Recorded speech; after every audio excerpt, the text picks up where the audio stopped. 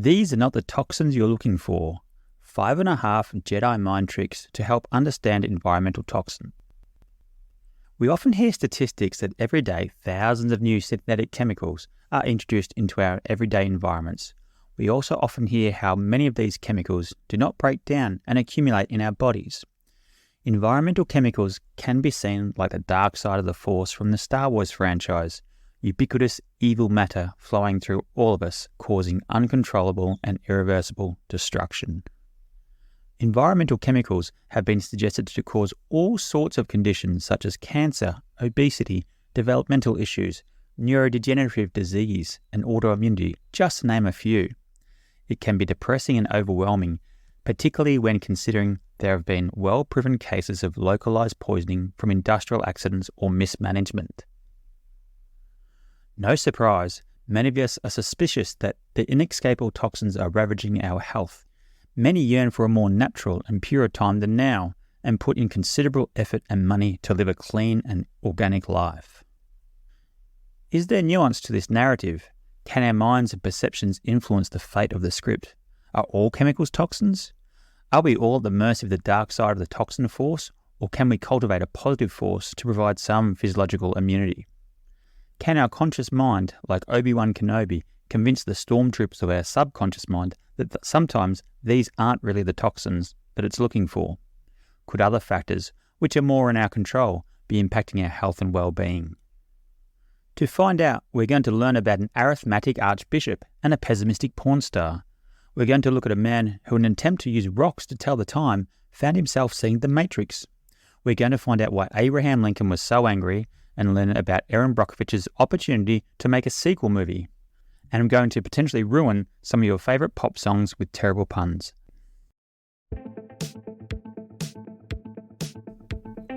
Welcome, I'm Nathan Rose and this is the SIFT podcast, a show where we sift through the sea of information in areas such as health, nutrition, medicine and psychology in an attempt to get a better sense of what it all means. Using science and stories, I aim to synthesise the information so that you are up to date and informed on topics that matter to your health and well-being. We will learn from lessons of the past, but also be excited about innovation and therapies on the horizon. Now, let's sift through the information.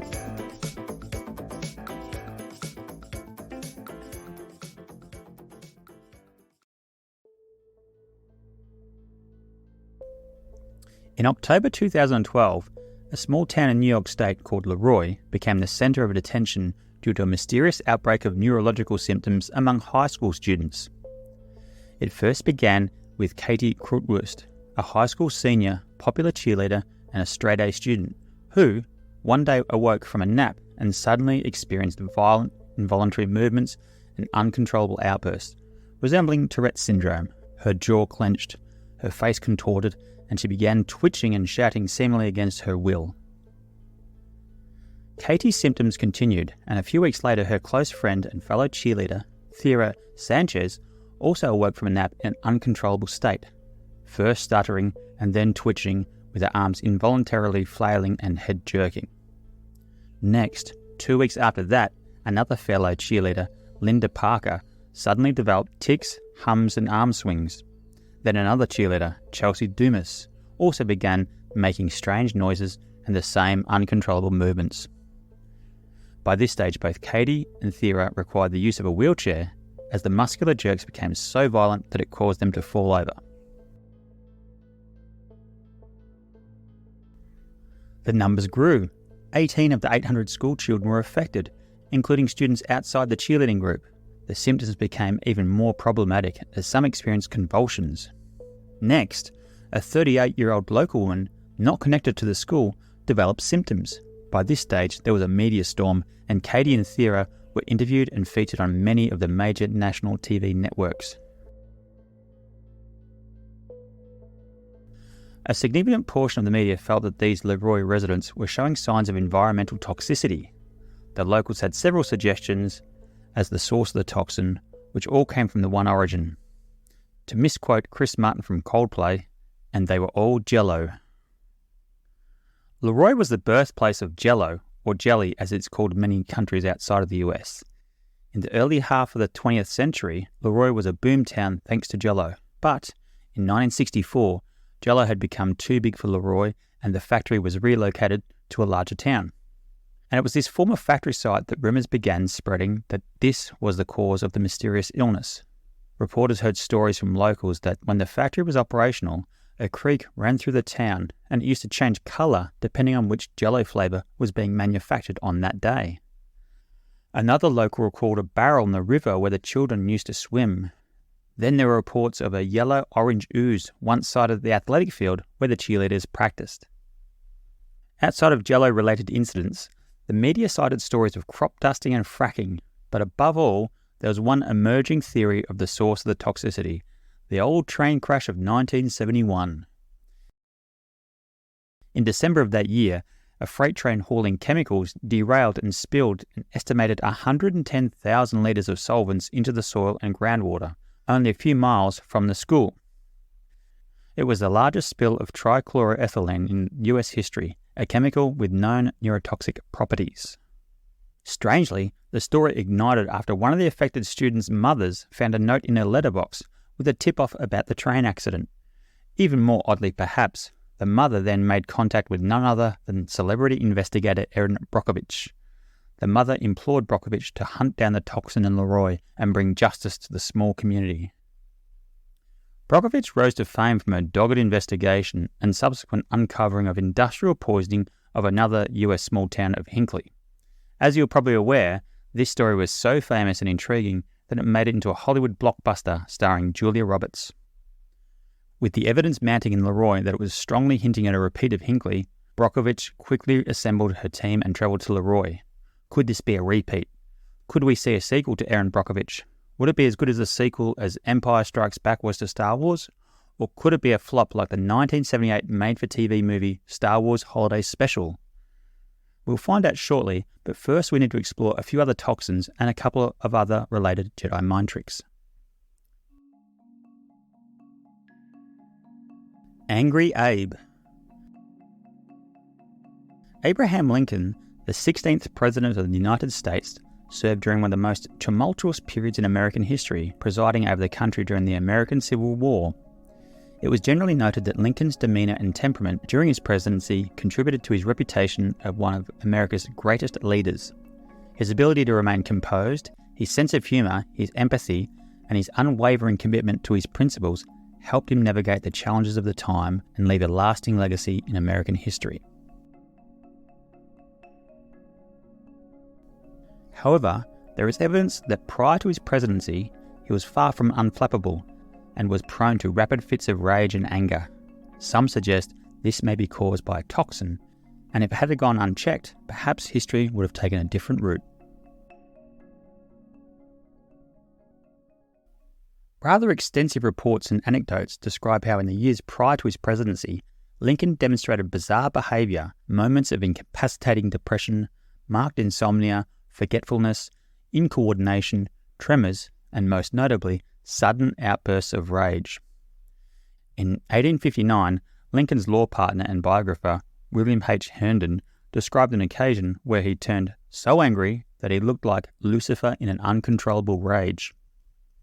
A year earlier in 1858, during a political debate, Lincoln became so incensed at an accusation that in his rage he grabbed an innocent nearby colleague by the back of the neck. Witnesses said he lifted his colleague out of his seat like effortlessly picking up a kitten by the scruff of its neck. Abraham shook him so ferociously as part of his verbal rebuttal to his opponent that the colleague's teeth chattered and Lincoln had to be restrained. Reports of Lincoln's early adulthood appeared free of outbursts of rage. However, there is frequent mention and admission from Lincoln himself of suffering from melancholy. He experienced a couple bouts of depression from matters of the heart, namely unrequited love. Even abandonment from a work colleague precipitated the melancholy. The consensus of the day was that Lincoln's melancholy, using the framework of humoral medicine, was due to the build-up of black bile. Indeed, part of this melancholic constitution was constipation from the black bile, a symptom Lincoln also suffered. Fortunately, it seemed, for such a malady as melancholy, there was a remedy. Known as blue pill or blue mass, there are numerous suggestions that Lincoln turned to this remedy in the years prior to his presidency. By Herndon's account, the blue pills did the trick for Lincoln's constipation.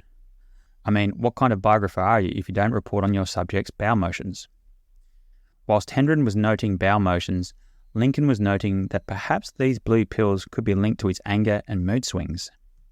5 months after his March 1861 inauguration, it was reported that the new president stopped taking the blue pills because they made him cross. Whether a consequence of discontinuing the blue pills or just a coincidence, numerous anecdotes describe how Lincoln's rage soon melted away and was replaced with tales of stoicism and measured demeanour, particularly during times of stress. That's not a toxin, this is a toxin. So, what were in these mysterious blue pills? Recently, researchers dug up the old recipe for the blue pills and recreated the formulation. The finished product looked like round pellets the size of peppercorns. The ingredients are only a few and come from all natural sources: licorice root, confection of dead rose petals, rose water, honey and sugar. That makes up 2/3 of the weight of the pellets.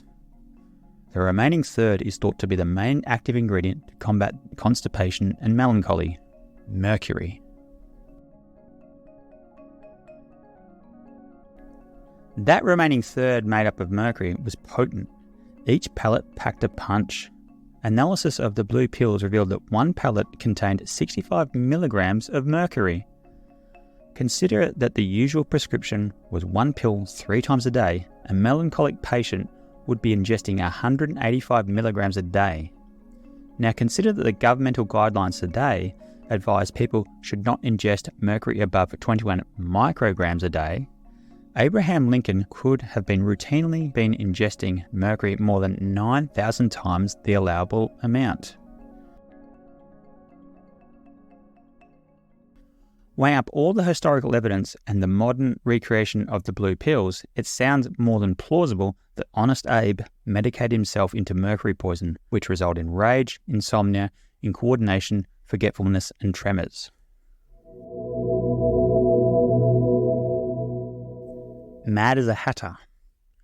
History is littered with accounts of mercury poisoning from occupational hazards and industrial accidents. In the mid-19th century, the phrase "mad as a hatter" became popularized after it was noted that hatters developed shakes, hallucinations, and psychosis. The felt used for making hats were cured by mercurous nitrate, and these mercury vapors were inadvertently inhaled by the hatters. In 1865, based on these observations, Lewis Carroll introduced the world to the Mad Hatter in Alice in Wonderland. Around 100 years later, a significant mercury incident occurred that helped define the modern environmental movement and our understanding of this neurotoxin. In the 1950s, in the Japanese city of Minamata, a factory was releasing waste into the local bay. One of the chemical byproducts being released into Minamata Bay was methylmercury, which led to the contamination of the local seafood and water supplies.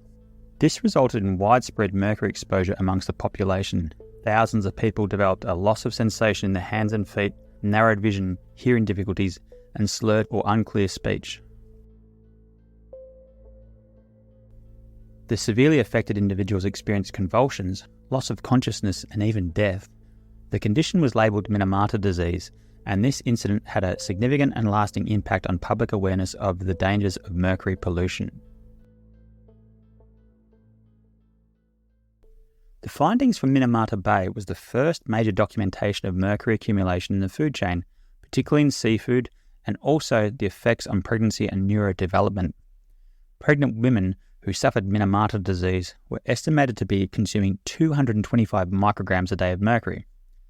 Now, this is nowhere near Abraham Lincoln's insane intake of 185 milligrams a day, but it's still about 100 times higher than what is now considered the upper limit.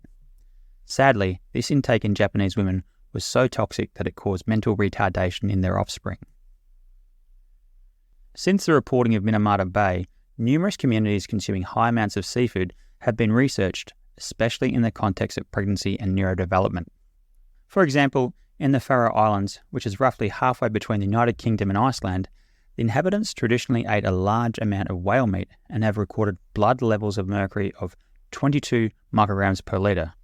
Considering other studies around the world that find healthy people have blood levels of less than 1 microgram per litre, such as in US, Canada and Germany, and the US Environmental Protection Agency, or the EPA, have determined that methyl mercury levels up to 5.8 micrograms per litre of blood are safe, we can see that the levels in Faroe Islands are significantly high.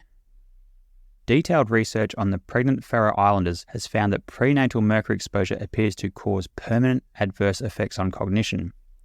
High prenatal mercury exposure correlates to an IQ score of 2.2 points lower than low exposed individuals.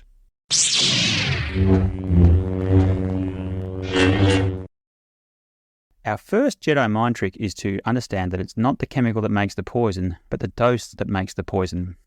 Abraham Lincoln, from the best we can tell, was acutely very toxic. Minamata disease is frank toxicity, and to a lesser extent, the Faroe Islands show toxicity.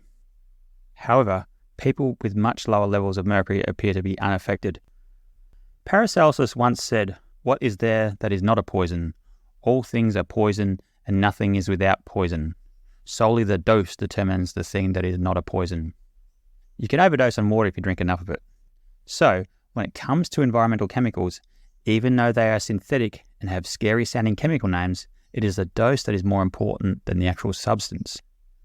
There are often fears around persistent organic pollutants, or otherwise known as POPs, such as bisphenol A, or pesticides like glyphosate, or the latest is microplastics. Whilst we're exposed to them and there can be traces detected in our tissues, overall, the evidence to date suggests that for the average Joe or Jane, they are exposed to levels much, much lower than is known to cause any adverse effects. There are exceptions in people whose occupations put them at greater risk. For example, firefighters can be exposed to high levels of flame retardants in their job, and they have increased risk of some cancers. So it's typically people doing risky jobs that are more exposed. If your job isn't sexy enough for the profession to have a best-selling pin-up calendar, like firemen, then you're probably unlikely to be exposed to dangerous levels of toxins. Accountants don't have pin-up calendars, and accountants aren't getting poisoned by office stationery.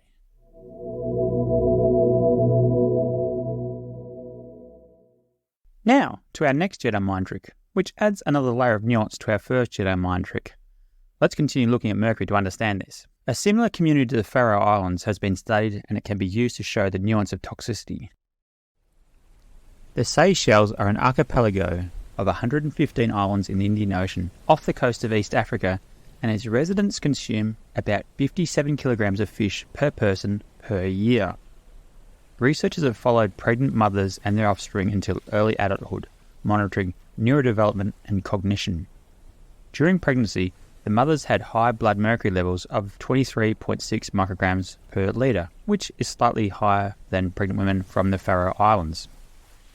However, when it came to neurodevelopment and cognitive outcomes, the results showed a surprising difference to the Faroe Islands. When measured in early childhood, those who had had higher prenatal exposure to mercury scored better on neurodevelopmental and cognitive tests than children with lower prenatal exposure to mercury. As the children grew older, the differences disappeared, but, unlike the Faroe Islands, the children from the Seychelles who had high prenatal exposure did not show any permanent adverse effects. What could explain the differences between the two groups? The researchers suggest that the seafood consumed in the Seychelles community contain nutrients that confer protection against mercury, which may be less abundant or absent in the Faroe Islands, where they consume mostly whale meat. Several studies point towards omega-3 fatty acids and selenium in the seafoods as potent protective factors against the harmful effects of mercury. Regarding the neuroprotective effects of seafood consumption, this is becoming apparent at the other end of our lifespan. There is concern that mercury could be contributing to the development and severity of Alzheimer's disease, and some warn of avoiding fish and seafood. However, multiple studies show the opposite.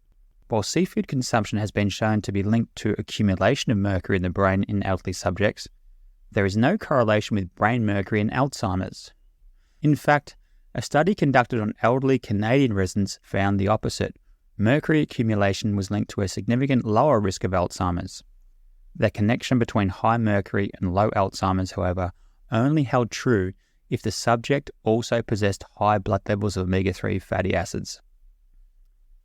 Other research shows that the protective effects of seafood, despite containing mercury, appear to be mostly helpful for those who carry the ApoE4 genes, the genes that carry an increased risk for the disease.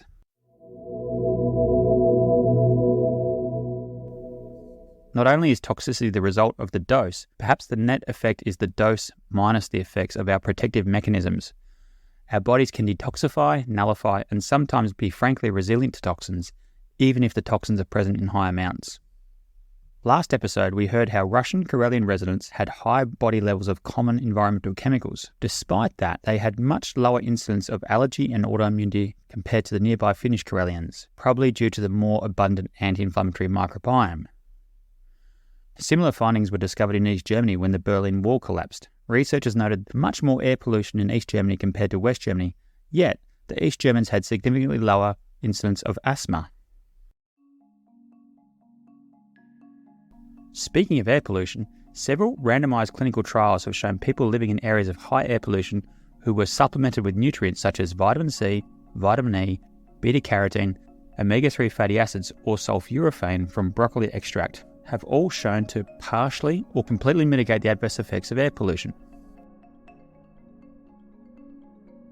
For example, Brazilian workers at a coal power electric plant who were exposed to high levels of air pollution were supplemented with 500 milligrams a day of vitamin C and 800 milligrams a day of vitamin E for 6 months. At the end of the trial, the workers' markers of oxidative stress reduced back to the normal range, and their body's main detoxification molecule, glutathione, increased to the normal range. In fact, the workers' blood chemistry now appeared identical to a healthy control group who were unexposed to the air pollution.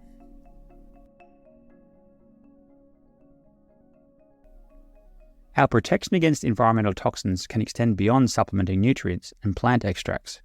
Exercise is known to improve our detoxification systems and boost glutathione, and there is mounting evidence that regular exercise is linked to protection against environmental chemicals. As a proof of concept, a study on mice showed that mice who were poisoned with PCBs to the level that they developed diabetes could prevent or reverse the diabetes if they were given a treadmill to run on. I also mentioned in the previous podcast on the microbiome the use of green walls to help improve the diversity of our microbiome. Research in Sydney CBD has shown the use of green walls both outside and within offices dramatically reduce air pollution such as particulate matter, ozone and nitrogen dioxide, particularly during the 2019-2020 summer bushfires when there was hazardous levels of air pollution in the city. Overall, we can see that despite being exposed to environmental chemicals, there are protective and proactive steps we can take, in the case of exercise, literal steps, that can offer considerable protection against toxins. Essentially, you can build up the good side of the force to protect you against toxins which are often in our environment.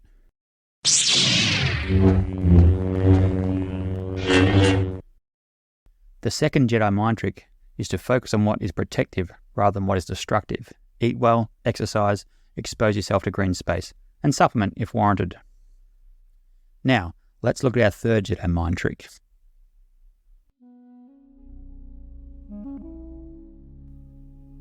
What's my age again? One of the most important discoveries in science and improvements in public health came from a frustrated and seemingly obsessed researcher trying to work out the age of the Earth. Claire Patterson was born in a small country town in Iowa in 1922 and graduated with a degree in chemistry during World War II. In 1944, the naive 22-year-old found himself working on the Manhattan Project, completely unaware of the scope or significance of what he was involved in. Whilst working on the project, he was exposed to the technique of mass spectroscopy, which enables one to identify and measure the mass of molecules and atoms. After the war, with his experience in mass spectroscopy, Patterson secured a position at the University of Chicago with the task of determining the age of the Earth. At the time, there were still references to the Earth's age based on a literal interpretation of the genealogical timelines provided in the Bible. According to a calculation from a 17th century archbishop, the world was created on the dusk of October 22, 4004 BC, making the Earth an estimated 6,000 years old. Patterson's initial calculations of the Earth's age using mass spectroscopy wasn't proving any better of a technique than the Archbishop poring over the Bible. In fact, not only was Patterson's estimated age of the Earth seemingly far too young, the results were not consistent. The origin date kept changing with his initial measurements. Rock clocks. The principle behind Patterson's technique appeared sound. He used a method called uranium-lead dating to determine the age of the Earth. This method relies on obtaining specific minerals from rocks and measuring radioactive decay of uranium into lead over geological timescales. Uranium naturally degrades over a long period of time, and through a number of steps, uranium degrades into lead. This occurs at a very specific rate. Therefore, by measuring the ratios of uranium to lead in various geological samples, Patterson could theoretically calculate a very accurate time of the rock's age. He would just need to measure a rock that was formed at the exact same time as the Earth. Fortunately for Patterson's project, all the planets and any asteroids in our solar system formed at the very same time. All Patterson needed to do was measure an asteroid that had landed on the Earth, and that would give an age of our planet and the solar system. The problem Patterson was experiencing was in his samples. He was recording high amounts of lead, far too much than he expected. Patterson thought perhaps the samples were contaminated from the beaker he was using. He replaced that and there was still no improvement. He then found traces of lead on other pieces of lab equipment, then his clothes, and then his hair. In a short amount of time, in his zest to have an unadulterated geological sample, he shaved his head, banned wearing outside clothes into the lab, and created the cleanest and most isolated lab in the world. With his shaved head and fastidious attention to detail on lab cleanliness, he was more Walter White than Walter White was himself in Breaking Bad. But try as he might, no matter how clean and pure Patterson made the lab, to misquote Tim Finn from Split Ends, "I see lead, I see lead, I see lead."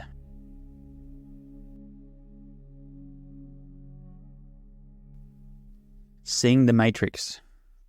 Wherever or whatever Patterson now measured, he saw lead.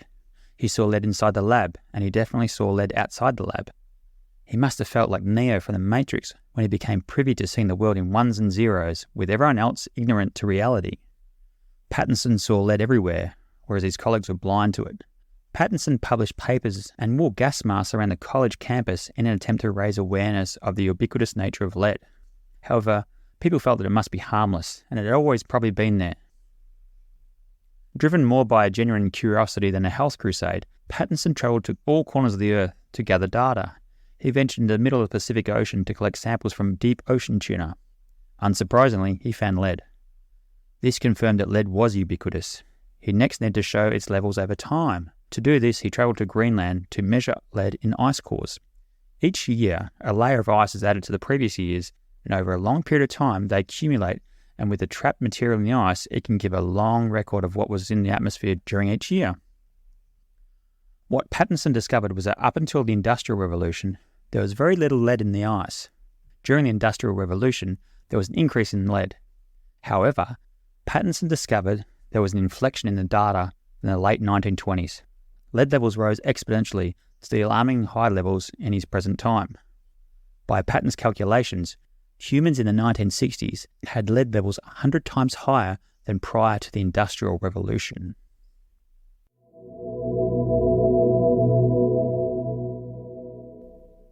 The explanation for the recent rapid rise in lead was clear. In the 1920s in the US, General Motors and DuPont teamed up to launch a new form of petrol that had small amounts of lead added. This was done to prevent the annoying knocking sound car engines made. Even during the initial production of this new fuel, the dangers of lead were evident. In all three production facilities, there were reports of severe psychosis and even death in some of the workers. However, at the time, and following our first rule, the dose makes the poison, it was felt that these adverse effects were due to high exposure and the general public would be safe. It's worth noting, though, that there was conflict, corruption and controversy back then, and the only data used to justify lead's apparent safety was from General Motors. The spokesperson for General Motors, Professor Robert Kehoe, claimed safety of lead with our second rule. He was quoted saying, "Are our physiological mechanisms flexible after cope? It appears in the case of lead that they are." However, there is good evidence that Kehoe was making this conclusion based off cherry-picked data. After decades of campaigning, Patterson and science finally prevailed. Despite extreme resistance, Patterson pressed the idea that modern humans possessed excessive amounts of lead, and there was also a dose-response relationship, and also our central nervous systems are very vulnerable to lead poisoning. In the US in 1970, the Clean Air Act was passed, and this initiated the process of phasing out leaded gasoline. Over the following decades, stricter regulations were introduced to reduce lead emissions. Other countries began phasing out leaded petrol soon after, and by the 1990s, atmospheric lead levels were in free fall. By the 2000s, atmospheric lead levels were lower than they were before 1920. Likewise, blood lead levels in the US have reduced by 94%, and the average blood levels are now less than 1 microgram per deciliter. This reduction has been suggested to have reduced the incidence of heart disease, stroke, and cancer. There's also compelling evidence that leaded petrol caused a decrease in IQ by 5 to 10 points.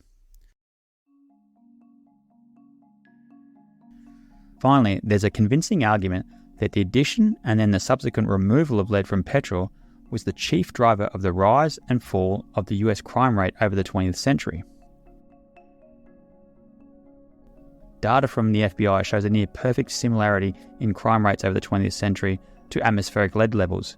The main difference is there is a lag in crime rate by about 20 years. The lead crime hypothesis suggests that as lead is a neurotoxin, prolonged exposure during childhood can affect brain function, such as impulsivity, and by the time a child has 20-odd years of exposure, they are more likely to commit crime. Lead is not the only factor that determines criminal activity, and the theory has its critics. However, the latest scientific publications still give the theory merit and suggest it's a significant factor.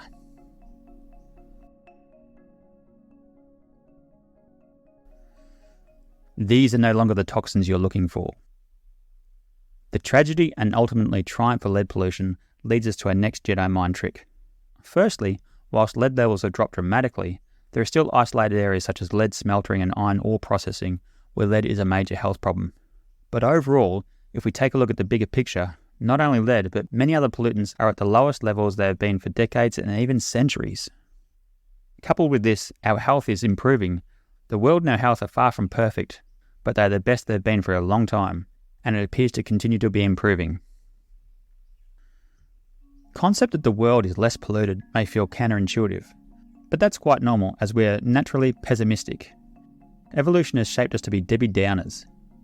Known as a negativity bias, this psychological phenomenon refers to the tendency of humans to give more weight to negative information and experiences compared to positive ones. In other words, people are more affected by and tend to remember and react more strongly to negative events, emotions, or information than positive ones. It is thought that evolution has favoured people holding a negative bias, as this has helped with threat detection and survival, as well as adaptive learning from harmful mistakes, and even social cohesion, as negative experiences tend to strengthen social bonds. Misery loves company. The media appear to be aware of our negativity bias, and there is the well-known adage, if it leads, it bleeds. However, recent research shows that the percentage of negative to positive news in the media has increased dramatically over the past 2 decades. Even recent research shows music has become more negative over the past 20 years. It's all gone downhill since Bobby McFerrin won the Grammy in 1988 for his song Don't Worry, Be Happy.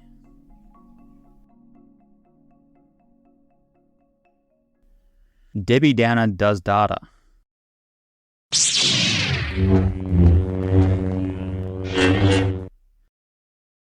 Our third Jedi Mind trick for toxins, or many other areas in life, is to read the trend line, not the headline. In contrast to the doom and gloom, if we look at the data on pollution and health, it's unnaturally positive. For example, outdoor and indoor air pollution, whilst they are serious health issues in developing countries, have both fallen considerably over the past 30 years.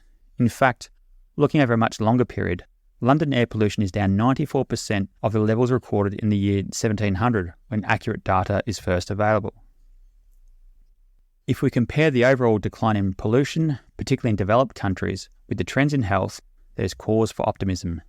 Not only is life expectancy at its highest, IQ has been steadily increasing over the past 100 years, a phenomenon known as the Flynn effect. There has also been a slow but steady decrease in the incidence of cancers, not just due to smoking cessation. By most, but not all metrics, humans are the healthiest they've been for a very long time, and some of this could be contributed to a cleaner environment. Some argue that the secret to a cleaner environment, also somewhat counterintuitive, is more development and progress, not less. This is known as the environmental Kuznets curve. This model suggests that as a country industrializes and goes through economic development, the environment deteriorates and pollution increases. A good example currently is China, India, and many countries in Africa. However, when a country achieves a certain level of economic growth, pollution and environmental degradation decreases as the society now has the time, resources, and psychological safety to care more for the environment. Innovation, technology, and improved regulations also play a significant part and are more readily available in developed countries. The case in London of air pollution over the past 300 years is a good example of the concept of the environmental Kuznets curve. In 1700, the air pollution, measured by suspended particulate matter, was already very high at 259 micrograms per cubic metre. The World Health Organization suggests levels should be less than 10. Air pollution in London peaked in 1891 at 623 micrograms per cubic metre and rapidly declined, and nowadays averages between 5 to 10 micrograms per cubic metre. There is solid empirical evidence for the environmental Kuznets curve in regards to air pollution, lead pollution, and plastic waste, just to name a few. Indoor air pollution is an under-recognised health hazard despite the World Health Organization listing it as the world's largest single environmental health risk. The primary culprit of indoor air pollution is not evil synthetic chemicals leaching from the furniture, building materials, or consumer goods.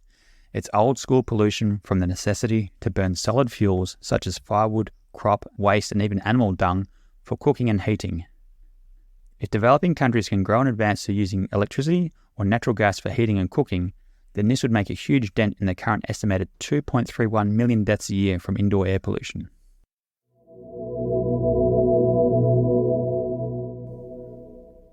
Whilst most metrics in health have improved, there are some toxin-induced health conditions that continue to be recorded in high levels in developed countries. Let's take a look at these to explore our fourth Jedi Mind trick. Lisa, a fashionable and petite woman in her 50s, one day entered a shop and tripped. This wasn't the first time. It had occurred several times recently.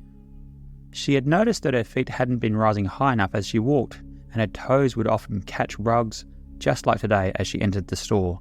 Today's fall was problematic. She fractured several ribs. Whilst recovering over the next month, Lisa developed tingling sensations from her fingertips to her shoulders. These would keep her awake at night and distracted during the day.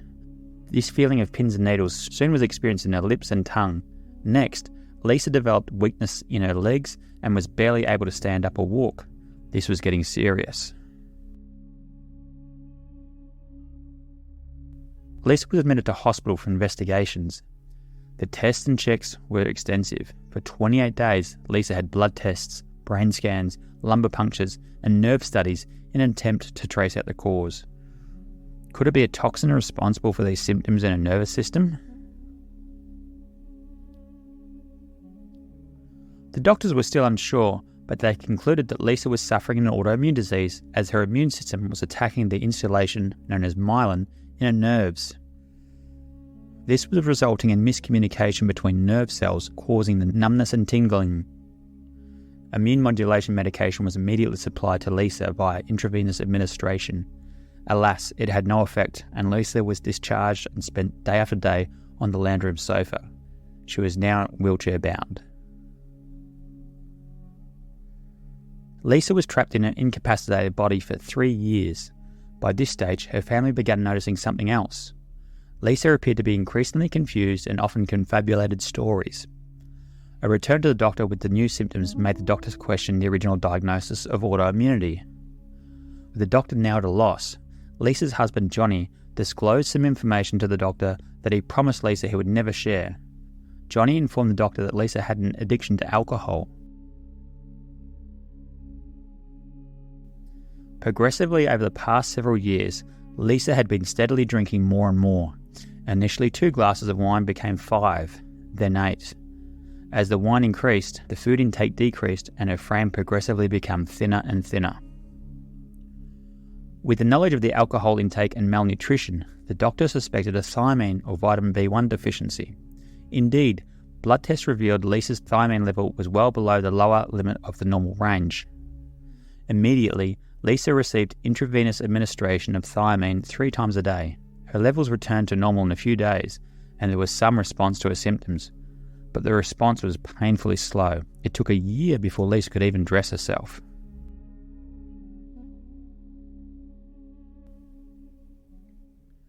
Choose your poison. This was a case from the brilliant book A Molecule Away from Madness by Sarah Manning Peskin, and highlights our next Jedi mind trick. For many of us, particularly living in industrialized countries, we seldom get inadvertently poisoned from covert environmental toxins. Instead, we often choose our own poisons, typically from alcohol or drug misuse. Lisa's case illustrates a more rare expression of the long-term effects of alcohol addiction, but there is solid evidence that consistent moderate to heavy alcohol consumption is linked to common chronic disease.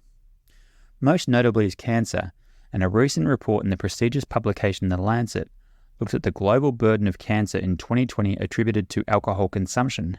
Roughly speaking, it showed that consistently drinking 2 or more drinks a day contributes to around 4 to 8% of cancer cases each year. Overall, men recorded more cases than women. However, women in Australia, New Zealand, and Western Europe recorded levels almost as high as men from those regions. If you consider the wider impact of alcohol misuse, it further reinforces that the toxins we should be looking for are often the ones from our own behaviours. If you consider the injuries and fatalities from driving under the influence of alcohol, up to 1 in 5 weekend admissions to hospital emergency departments are alcohol-related, up to a fifth of drownings, and a large proportion of suicide is attributed to alcohol intoxication, then it becomes even more revealing. Now, I'm not a teetotaler, and I'm not here to judge people or preach. I simply want to highlight that by sifting through the data, my interpretation is that the demographic of this audience could be more likely to be impacted by alcohol than by some speculative environmental toxin.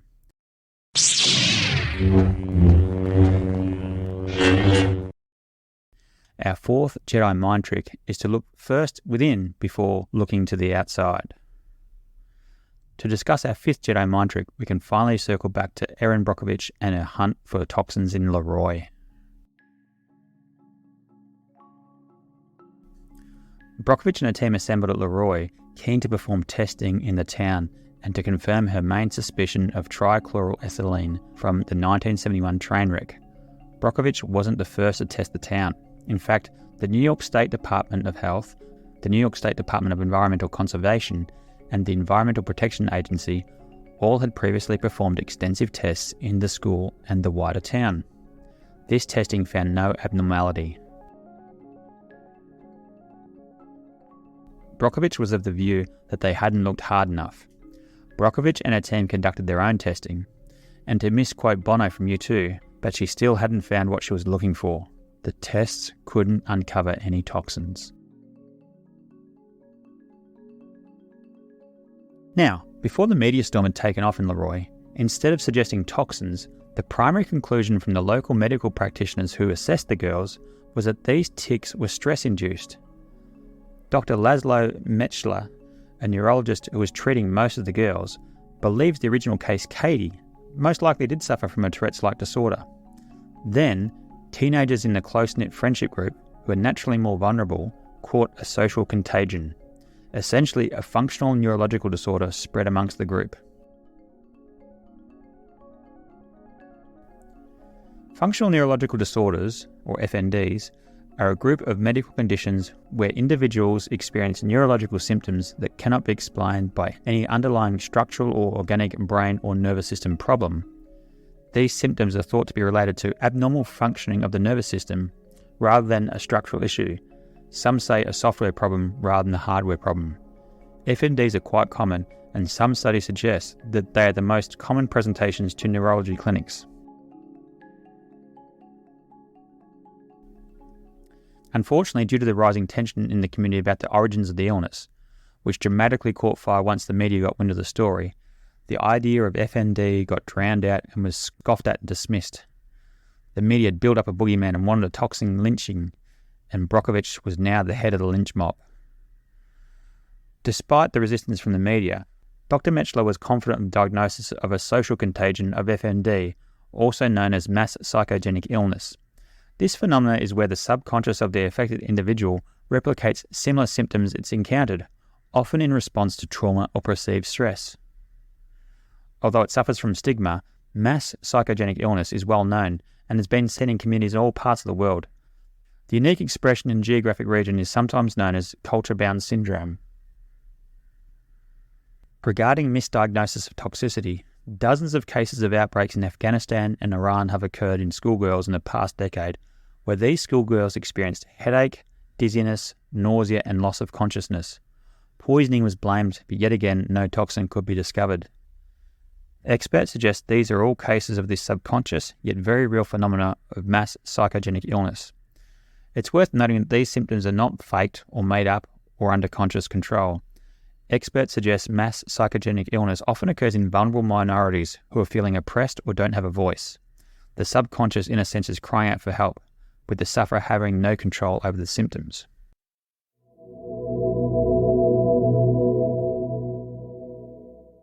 Now, regarding the patients of Leroy, some experts suggest a nuance to this label of mass psychogenic illness. Instead of these girls suffering from psychic pain, as other populations, these girls were suffering a sociogenic illness. That is, due to the rabid and frenzied media storm, this fueled the condition. The media was feasting off stories and diving into backgrounds and skeletons of the sufferers and their families. Dr. Menschler was concerned about this and noticed that the patients who avoided the media saw a rapid improvement in their symptoms. A few months after it began, these patients were symptom-free. Dr. Menschler then encouraged the remaining patients to avoid the media, and soon after, their symptoms also disappeared. Would you start horsing around? With the lessons from Leroy, this comes to our fifth Jedi Mind trick. Again, this can apply not only to toxins, but to wider suspicious agents or even diseases. In the late 1940s, Dr. Theodore Woodward, a professor at the University of Maryland School of Medicine, coined the proverb, "When you hear hoofbeats, think horses, not zebras." Woodward was referring to when diagnosing a patient's symptoms, common ailments should be considered as more probable than rare ones. This axiom can also be applied when searching for the cause of an illness. Think about the more probable cause than the rare ones. Unfortunately, due to the stigma of FND and the escalating media storm in Leroy, the probable cause of illness was dismissed and the rare one appeared much more exciting and newsworthy.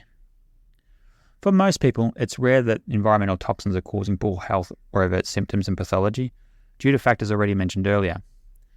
There are some populations that could be more likely that they are affected by toxins due to their occupation or area of residence, but I would suggest this is an exception rather than the rule.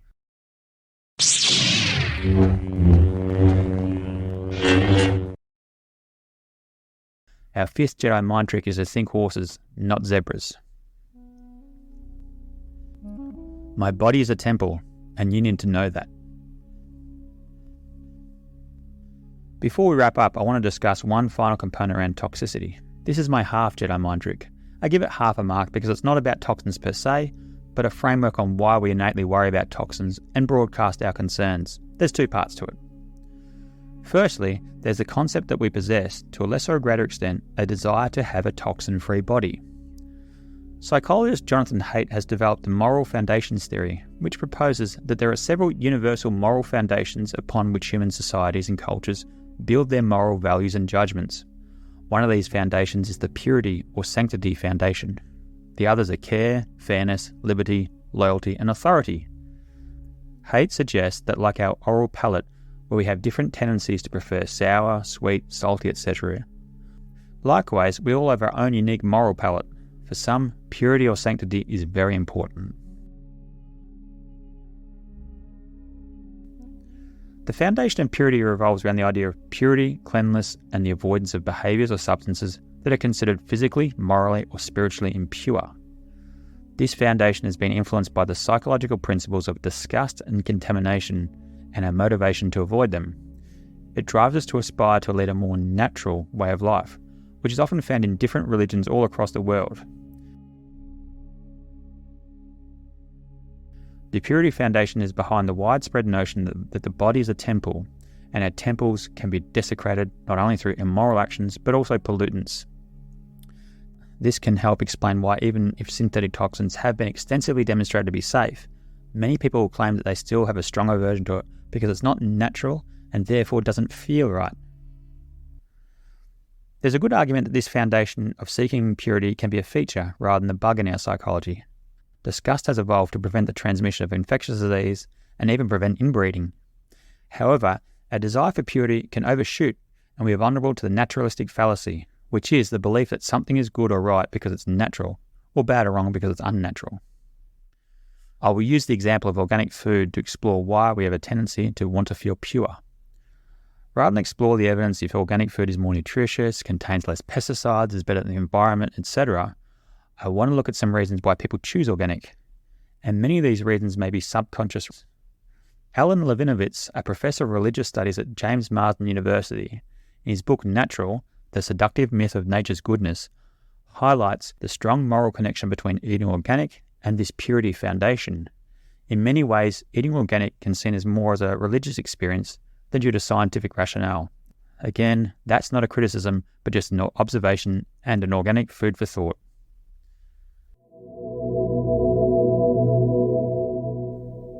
So the first part is that we have an innate tendency to view our body as a temple, and we want it to be clean and toxin-free. Now to the second part. To understand this, let's have a quick look at why Charles Darwin was so angered and troubled by the sight of a peacock's tail. Darwin was perplexed by the elaborate and colourful tails of peacocks because they seemed to be counterintuitive to his theory of natural selection. According to his theory, traits that were advantageous for survival and reproduction should be favoured by evolution. However, peacocks' tails appear to be a burden rather than an advantage. Their large size and conspicuousness made peacocks more vulnerable to predators, and it seemed unlikely that such extravagant tails would enhance their survival. Darwin eventually resolved the puzzle by developing the theory of sexual selection, which suggests that certain traits evolve not because they provide direct survival advantage, but because they are favoured by members of the opposite sex during mating. In the case of peacocks, he proposed that the elaborate tails evolved because they were so attractive to the peahens, female peacocks, and peacocks with more extravagant tails had a better chance of mating and passing on their genes. Since then, researchers have further developed the concept and suggest the elaborate peacock's tail is a costly signal to females. The tail is a genuine indicator that this peacock is so fit and healthy that it can afford to spend large amounts of energy and resources on developing a pretty, but functionally completely useless, tail.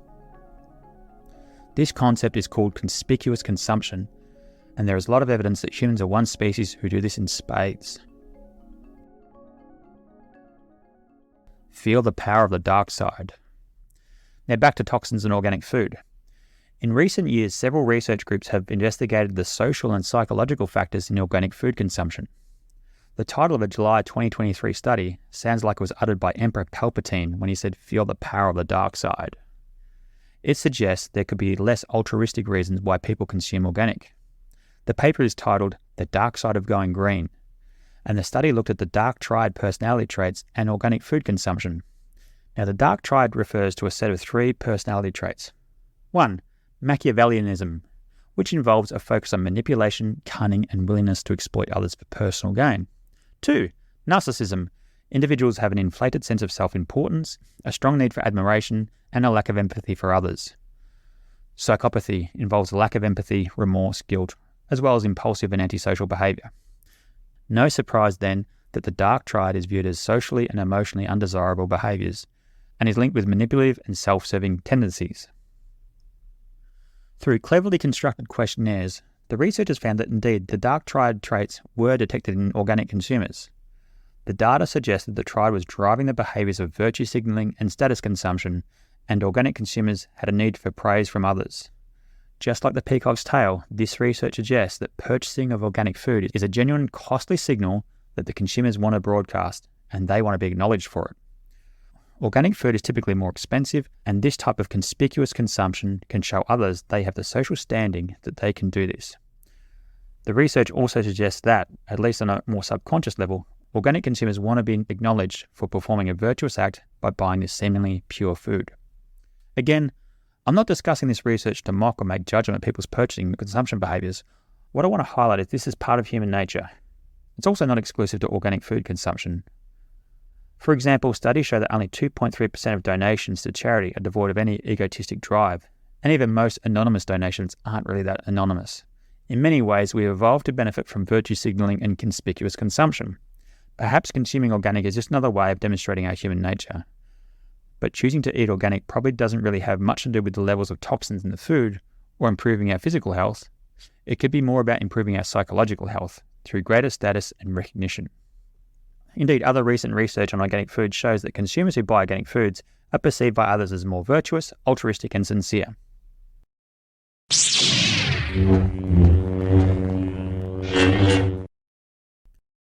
So to summarise our last half Jedi mind trick, we have an innate tendency for purity, and we like to leverage our perception of purity and status. Most of this is often outside of our conscious awareness. Now, finally to misquote Admiral Akbar from Return of the Jedi, it's a wrap. Time to wrap up this episode. Environmental chemicals can pose a threat to our health. However, when we correct for several cognitive biases and our normal deep moral beliefs, environmental poisoning is more the exception rather than the rule. If we consider the dose-response relationship, the fact that our bodies can be somewhat resilient, and the environment now is overall cleaner than it has been for our lifetime, then environmental chemicals can be seen less likely to be causing us harm. Further, if we consider that our own behaviours such as smoking, alcohol and drug overuse provide the main sorts of toxins we're exposed to, then we can feel more in control of our health than the fear of inadvertently being exposed to toxins from air, food and water. In any case, our fifth Jedi mind trick reminds us that toxins are zebras, and we should first look for common horses causing ill health, such as psychological stresses. Finally, despite all the convincing data I may have presented on how environmental toxicity is unlikely, this may not persuade anyone, as we have an innate moral tendency to seek purity, almost in a religious fashion. This is normal. And likewise, it's normal human behaviour to demonstrate our purity and seek status from it. It's understandable that we express hostility towards synthetic environmental chemicals, but if we're able to pause and listen to our inner Obi-Wan voice, like Luke Skywalker was guided by, perhaps Obi-Wan can convince us that these really aren't the toxins we're looking for. With that, I say thanks for listening. I look forward to speaking to you again soon, and may the Force be with you.